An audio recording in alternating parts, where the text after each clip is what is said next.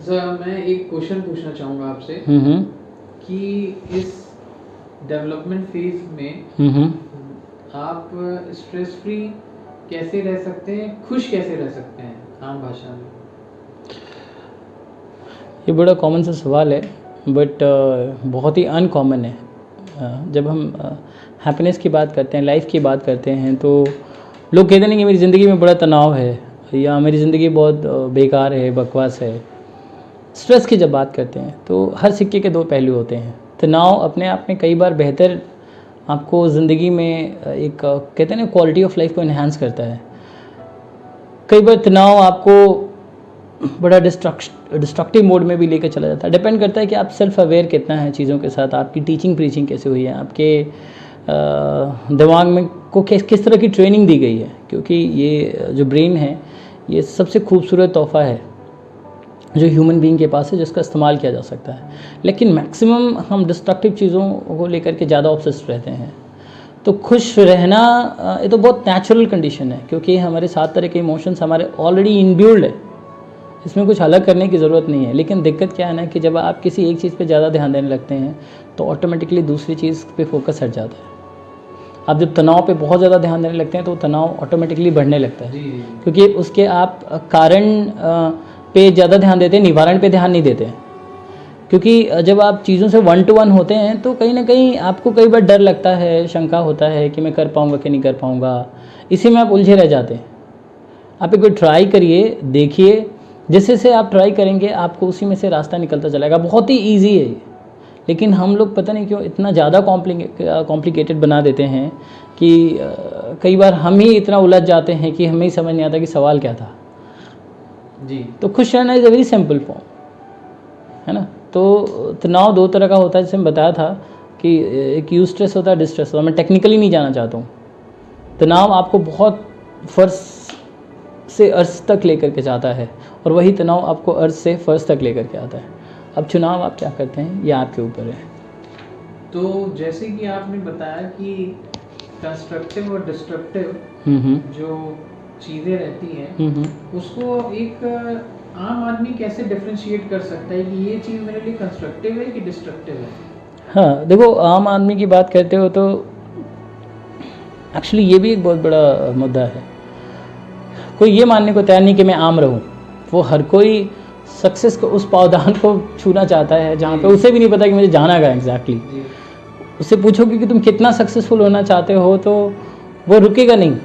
वो एक होता नहीं कि आज आपने तय किया कि 200 रुपये कमाना है, कल आपका टारगेट 400 रहेगा, फिर 600, 800, इवन यू डोंट नो कि कितना। तो डिस्ट्रक्शन और कंस्ट्रक्शन का समझना है तो ये बहुत आम चीज़ें हैं, उतना ही कॉमन है जितना आप जहर और अमृत में आप डिफरेंशिएट कर पाते हैं, है ना। हर चीज़ का एक पैरामीटर बना हुआ है कि नहीं, कि आप इतने से ज़्यादा चीनी खा लोगे तो ये डिस्ट्रक्टिव हो सकता है, इतना से ज़्यादा आप मैदा खा लोगे तो ये डिस्ट्रक्टिव हो सकता है। हर चीज़ की एक लिमिटेशंस होती है और ये तो लर्निंग मोड की बात है कि आप कितने अच्छे तरीके से अपने लाइफ पे फोकस करके चलते हैं, राइट। क्योंकि आप मॉल में जाते हैं शॉपिंग करने तो आपको पता होता है कि आपके जेब में कितने रुपए हैं और क्या क्या आपको चाहिए जी। कई बार जब अनवांटेड चीज़ें खरीदने लगते हैं तो वो अनवांटेड प्रेशर क्रिएट करना शुरू कर देती है, तो वहाँ पे एक डिस्ट्रक्शन स्टार्ट हो जाता है जी, है कि नहीं। अगर जो आपके 60 वाट बल्ब में काम चल सकता है और आप 60 वाट के 3 बल्ब लगाते हैं दिखावे के चक्कर में या किसी भी कारण से, तो आपकी धीरे धीरे वो डिस्ट्रक्टिव मोड में आप जाने लगते हैं। तो डिस्ट्रक्शन और कंस्ट्रक्शन तो धीरे धीरे जैसे जैसे आपकी लाइफ ग्रो करती है आप बेहतर तय कर पाते हैं, आपको पता लगने लगता है ना। क्योंकि मैं नहीं बता सकता कि आपके लिए क्या बेहतर है और क्या ख़राब है, ये तो आप ही तय करेंगे। यस, लेकिन उसमें पेरेंटिंग बहुत हेल्प करती है, आपकी टीचिंग, खासकर जो हमारे टीचर्स होते हैं वो रोल मॉडल होते हैं। जैसे मैं हमेशा कहता हूँ हमारे टीचर्स हमारे पेरेंट्स रोल मॉडल, और तीसरे हम खुद ही अपने खुद के रोल मॉडल जो अपनी गलतियों से सीखते हैं। लेकिन हम गलतियों से सीखते नहीं, हम तो गलतियों पर गिल्ट करने लगते हैं। तो ये गिल्ट करने का टाइम नहीं है, आपको देखने का टाइम है कि मैंने ऐसा क्या किया जो मेरे लिए ठीक नहीं गया। तो ऑटोमेटिकली आप धीरे धीरे समझने लगते हैं कि अच्छा, it was destructive for me and this was constructive for me. आप एक शुरुआत देनी रहती है ना। तो जैसे से आप चलेंगे आपको पता है कि आप कोई मिठाई ज़्यादा खा लिए तो एक लिमिटेशन के बाद आपको पता लगने लगता है कि ये डिस्ट्रक्टिव हो सकता है आपको। तो ये तो आप जैसे जैसे एक्सपीरियंस करेंगे, जैसे जैसे चीज़ों में जाएंगे, आपको आइडिया लगने लगेगा। I can tell. तो आप एक क्या एडवाइस दें कि क्या एक ह्यूमन बीइंग को just for live a happy life he should follow a routine और समथिंग, क्या दिमाग में रखिए, कैसे कंसंट्रेट करें? एडवाइस देने की बात है तो एक्चुअली एडवाइस नहीं देते हैं।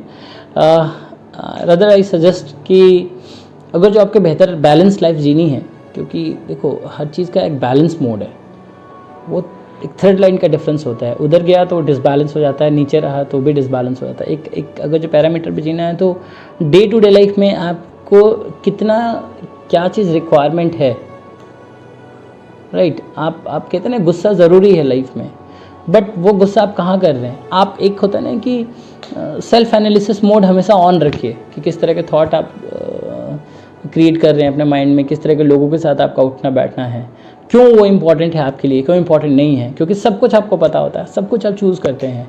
आप अपना लैपटॉप बेहतर चूज़ करते हैं, आप अपना खाना बेहतर चूज़ करते हैं, आप अपना पहनावा, कहाँ घूमने जाना है ना, आप अपना कमरे को अपने हिसाब से रखते हैं, सब कुछ तो आप चूज़ करते हैं। बट आप जब क्वालिटी ऑफ लाइफ की बात आती है, वहाँ पे आप बहुत कैजुअल अप्रोच में डील करते हैं चीज़ों के साथ।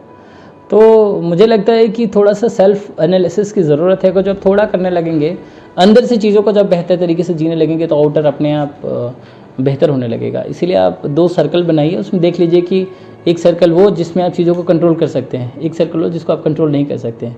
तो जिस चीज़ को नहीं कर सकते हैं नेचुरल होने दीजिए, जो कर सकते हैं कंट्रोल, जो आपको लगता है कि इसको मैं सेल्फ कंट्रोल कर लूँगा तो चीज़ें ठीक हो सकती हैं, तो बहुत बेहतर है। बहुत रॉकेट साइंस नहीं है, लाइफ तो इतना ईजी थी, हमने इतना कॉम्प्लिकेटेड बना दिया डे टू डे लाइफ में। तो हम तो इसमें फिर डॉक्टर साहब हम लोग का काउंसलिंग और साइकोथेरेपी कैसे हम लोग को हेल्प कर सकता है? हाँ, ये सवाल बेहतर है, क्योंकि मैक्सिमम लोगों के अंदर ये स्टिग्मा है मेंटल हेल्थ को लेकर के, मेंटल इलनेस को लेकर के। मैं कहूँ ये एक ऐसी बीमारी है जो सबसे मतलब इतना कॉम्प्लिकेटेड होती नहीं है, बट जो हमारे प्रेजुडिस हैं, जो कहते हैं पूर्वाग्रह चीज़ों को लेकर के, कि साइकाट्रिस्ट के पास जाने से लोग डरते हैं, साइकोलॉजिस्ट के पास इनिशिएट करने से लोग डरते हैं, क्योंकि बहुत सारी भ्रांतियाँ फैली हुई है कि आप अरे पागल है क्या, या उनके पास कोई जा रहा है तो पागल होगा। आप देखेंगे जो बाकी बीमारियाँ होती हैं, जो बैक्टीरिया और वायरस से होती है, आम और अलग अलग तरीके से होती है, कैंसर है जो कितनी डेंजरस है, आप हेपेटाइटिस बी है, आपका ट्यूबरक्लोसिस है, एड्स है, ऐसी बहुत सारी लाइलाज बीमारियां हैं जो बहुत ज़्यादा खतरनाक होती हैं, आपकी जान चली जाती है। मेंटल डिसऑर्डर्स की जब बात करते हैं तो सिर्फ एक डिसऑर्डर ही तो है, डिसऑर्डर है, मतलब उसका ऑर्डरिंग गड़बड़ हो गई है, उसको बस ऑर्डर में लाना रहता है। जब आप साइकोलॉजिस्ट के पास जाते हैं, कुछ आपके सीरोटोनिन, आपके जो केमिकल न्यूरोट्रांसमीटर्स होते हैं, उसमें थोड़ा केमिकल इम्बैलेंस होता है, उसको बैलेंस करना रहता है। इसमें तो आपको बहुत ज़्यादा सफ़र तो आप कराने लगते हैं खुद को, डर के, छुप के, एक स्टेज तक आप लेकर के जाते हैं इसके, फिर आप जाते हैं और अप्रोच करते हैं, तब तक थोड़ी देर हो जाती है, लोगों से आपको डर लगने लगता है। तो ये सबसे इजी और सबसे ट्रीटेबल डिसऑर्डर है मेंटल हेल्थ से रिलेटेड अगर चीज़ों को बात करें तो ये बहुत आसान है, और चीज़ें तो हम ऑलरेडी इतना कॉन्फिडेंशियल रखते हैं, बट कभी तो आपको इनिशिएट करना होगा।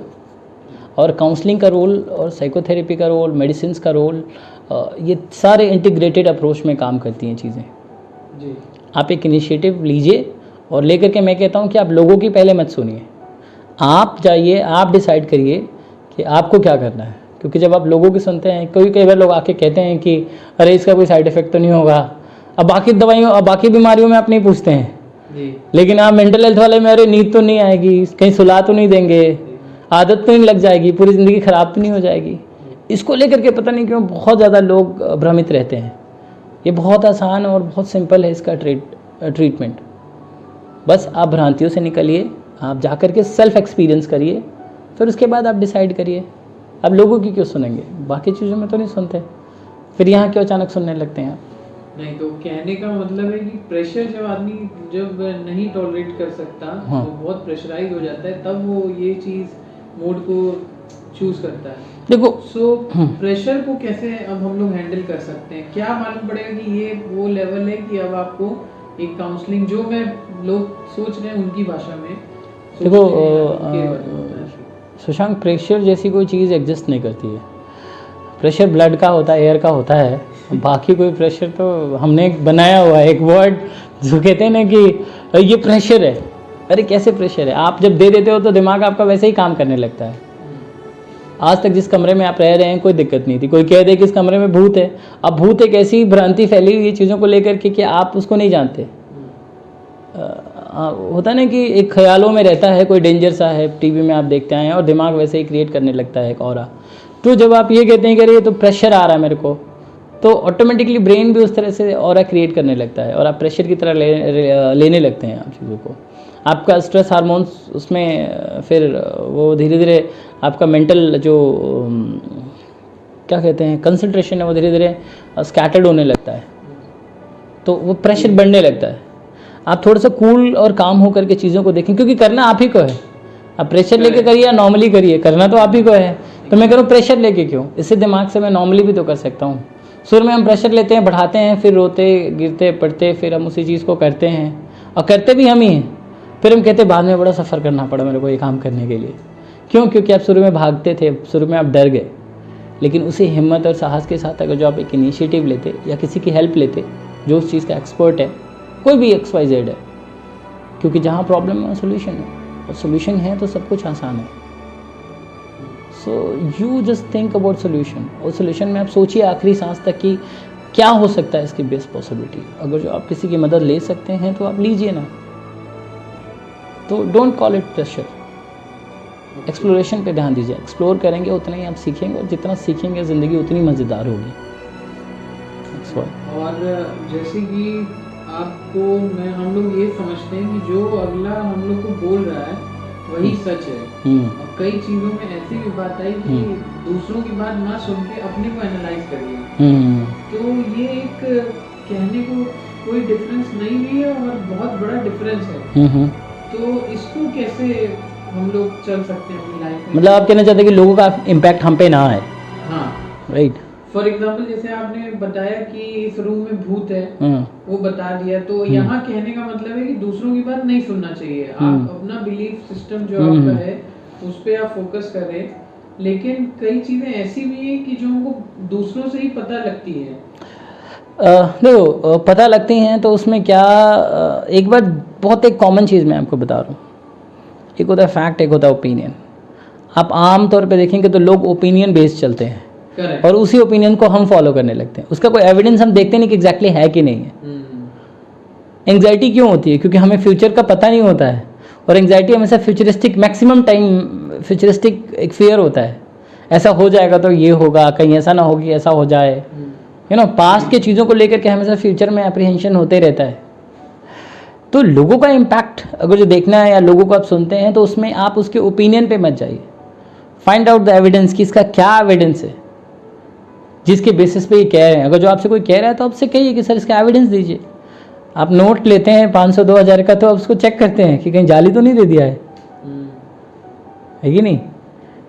आप कोई ब्रांडेड आइटम लेते हैं तो आप उसको चेक करते हैं, कह रहे ये कहीं नकली तो नहीं दे दिया है। लेकिन आप थॉट को कभी चेक नहीं करते। उसने सुनाया और आपने सुन लिया।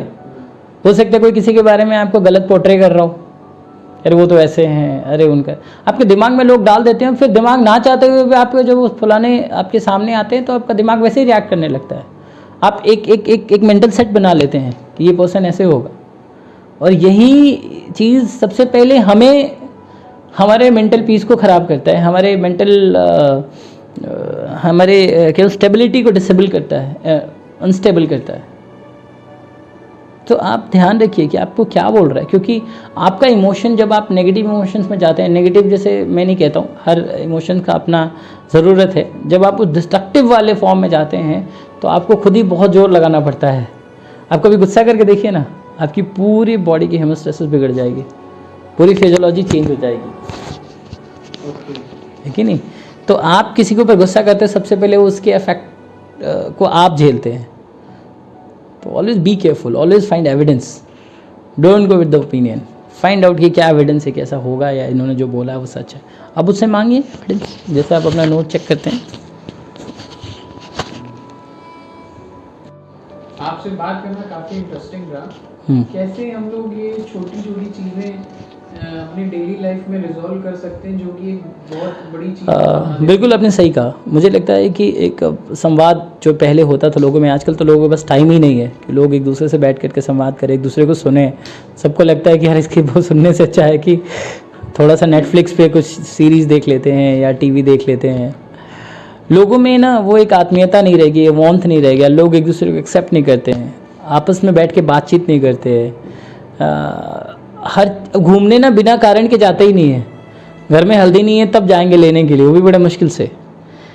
तो मुझे लगता है कभी कभी आप बिना कारण के भी निकलिए, रोज़ निकलिए आप। ये छोटी छोटी चीज़ें जो है ना बड़े बड़े डिफरेंसेस लेके आती हैं।